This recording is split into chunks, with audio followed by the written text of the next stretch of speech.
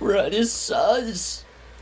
What is up, YouTube? And I thought today I would watch The Thing for you guys and let you guys know what the Among Us movie actually looks like. It follows Kurt Russell and his crew basically in Antarctica when a shape-shifting alien starts to take form of different things. Who's the imposter, you don't even know till the end. In all seriousness, though, I've seen this film twice already, and rewatching it, I realized that I actually really do enjoy this movie a lot more than the first couple times I've watched it because of everything about it, from its story to how they set everything up with suspense and mystery. Camera shots and everything, they go together with the suspense and paranoia, and it's not like they're overdoing it, but it's just the right amount to where you've seen it the first time, you don't know what is happening or who could actually be the imposter.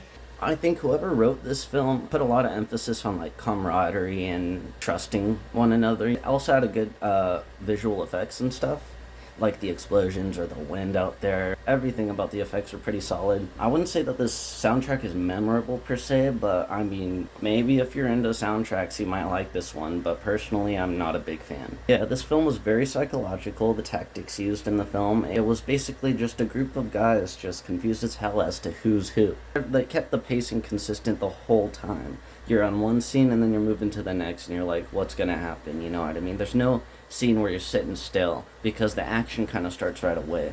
And this was a quick review, but I would give this a solid 7.5 out of 10. Honestly, I'll give it an 8 out of 10 because it was consistent. I loved it. The classic that everyone needs to watch. It's sci-fi horror, very suspenseful. Not hella action, but more than you would expect from a supposed horror movie called The Thing. But besides that, there was only one plot hole, not necessarily a plot hole, but I was curious as to how they could figure out the aliens from humans. I thought, wouldn't it be a good idea to just call back your memories from the past week and see if the aliens had that memory or not? They never necessarily say that they implement memories into each other's heads, so I would assume that aliens would not know what was going on the last week.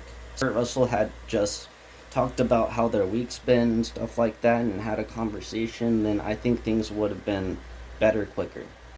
Most of these high schoolers are going to end up living basic ass lives and they can't even